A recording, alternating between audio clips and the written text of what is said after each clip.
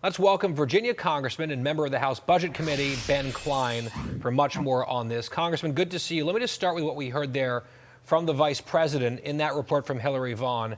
He thinks it's possible to get this all basically jammed into one giant bill and maybe get it done by mid-year, by June. Does that sound realistic to you?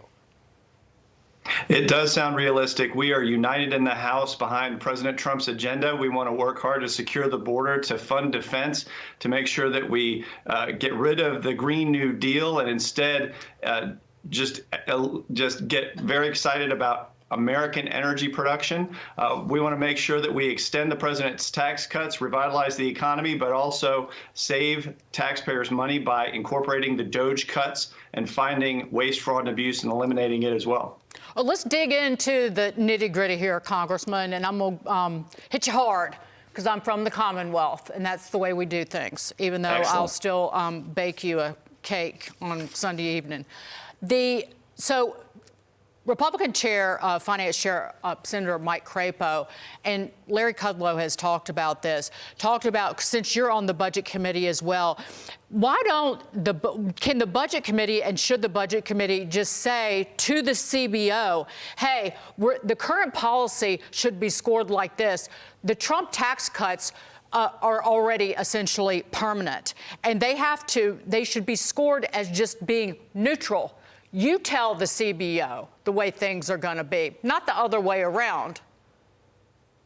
Well, we would like for the CBO to take into account that tax cuts actually encourage growth and actually stir the economy forward, but we're not getting a lot of that from the CBO. So we're going to play the hand we're dealt. We're going to make sure that we pay for, as it were, the tax cuts that we are extending out into the future, and we're going to make sure that those cuts that we find pay for part of it, and then the growth that we experience from the tax cuts also covers part of it. We also have the tariffs that are going to come into play, bringing in revenues. We have the deregulation that's going to be incentivizing growth. So there are a lot of ways that we're going to be able to cover these tax cuts that are going to be extended in the budget that the House is producing. The thing is, Congressman, not only is this about cutting taxes and finding more relief for Americans, really the big chunk of this is preventing an enormous tax increase on virtually every American with a clock ticking, right? There would be a real problem for tens of millions of Americans with taxes going up if this does not get done, correct? That to me is the top line that has to be constantly talked about and warned against. Absolutely. And not only are families having to plan for the future, but businesses are having to plan as well. And so when you look at making sure that businesses have that consistency, that continuity of the tax code moving forward, it's essential that we extend these tax cuts into the future to give them that assurance to be able to plan and invest in the United States in hiring additional workers, building additional plants, and bringing manufacturing home to America. That's what Trump wants. That's what his agenda is all about. A new poll reveals Americans are demanding quick action on the economy, and Guy was talking about making sure that there isn't the biggest tax increase in American history on working men and women. And inflation remains a major issue. 55% of those polled say President Trump has not focused enough on all of the country's main problems, and 62% say Trump hasn't done enough to tackle the rising cost of everyday goods. I will focus it back on you guys because President Trump has only been there a month as of today.